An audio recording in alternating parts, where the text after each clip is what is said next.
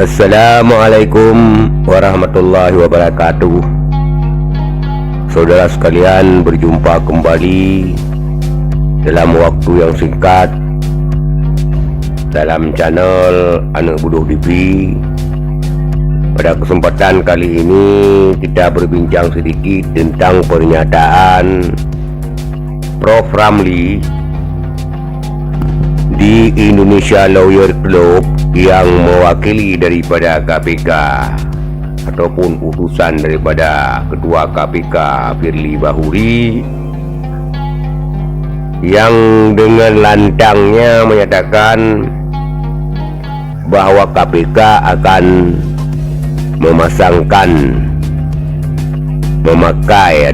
memakaikan baju oranye kepada Anies Rashid Baswedan, saudara-saudara sekalian, terkait dengan Formula E. Saudara sekalian, Prof. Ramli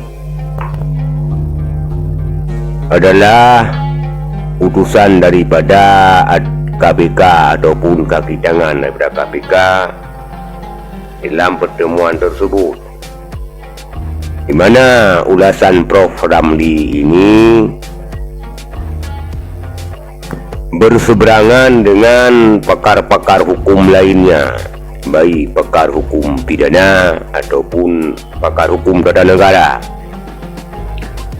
di mana seperti pernyataan Antoni Budian, mana pernyataan daripada Prof. Ramli ini berbahaya, bisa menyeret siapa saja kepada daerah, tak terkecuali Presiden ataupun tak terkecuali Jokowi. Ini analisa daripada Prof. Ramli, dan hal tersebut dibenarkan oleh ahli hukum tata negara Rafli Harun. Saudara sekalian,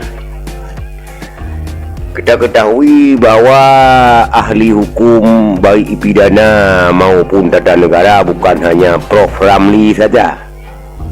Cukup banyak profesor-profesor lain yang lebih ahli daripada Prof. Ramli. Tapi dikarenakan Prof. Ramli lebih pro kepada rejim, maka Prof. Ramli lebih membela rejim ketimbang membela sesuatu yang benar. Apakah yang dikatakan Prof. Ramli tidak benar? Bisa saja. Bisa saja perkataan Prof. Ramli itu adalah diskriminalisasi terhadap Anies Rashid Baswedan ataupun upaya untuk menjegal Anies Rashid Baswedan untuk tidak menjadi Presiden Republik Indonesia, saudara sekalian.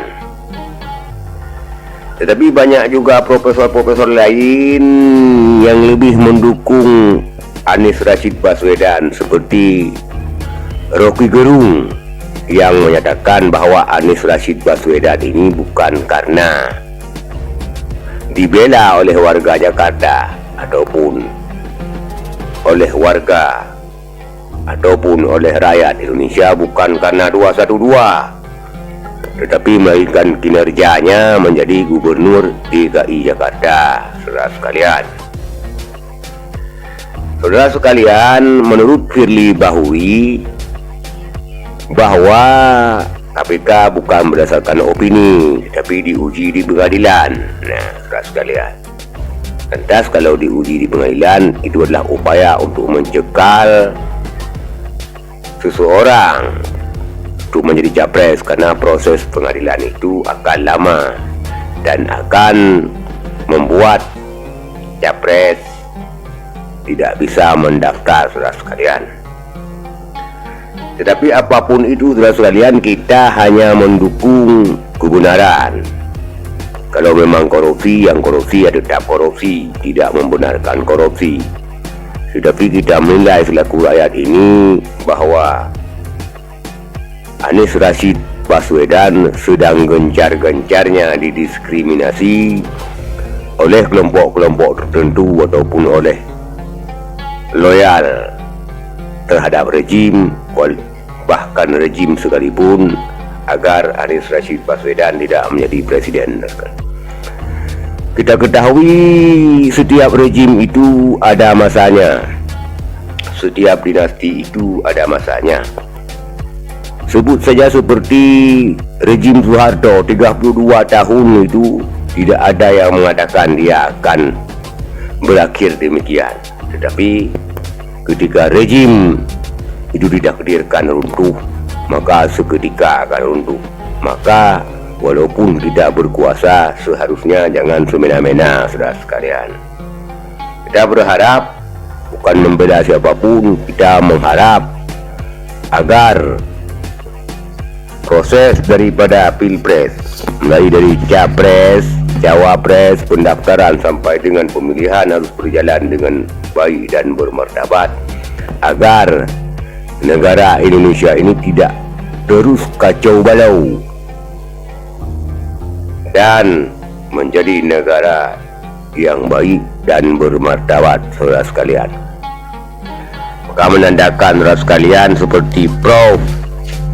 Ramli lebih condong kepada rejim karena dia pernah bekerja di kementerian, di pemerintahan, sehingga komentar-komentarnya pun, ulasan-ulasannya seperti ulasan di kejadian di Kanjuruhan, di mana dia berkomentar tentang Kanjuruhan bahwa polisi sudah bekerja sesuai dengan standar FIFA, sedangkan dari pihak lain mengatakan menyalahi standar FIFA, saudara sekalian. Maka itulah perbandingannya. Apakah Anies didiskriminasi atau tidak, itu tergantung pada penilaian, bukan penilaian Prof. Ramli saja, tetapi penilaian banyak rakyat dan banyak tokoh-tokoh hukum, pakar hukum lainnya. Bukan hanya dari KPK saja yang ahli, tetapi ahli daripada yang lainnya, cuma tidak ada jabatan seperti di KPK, saudara sekalian.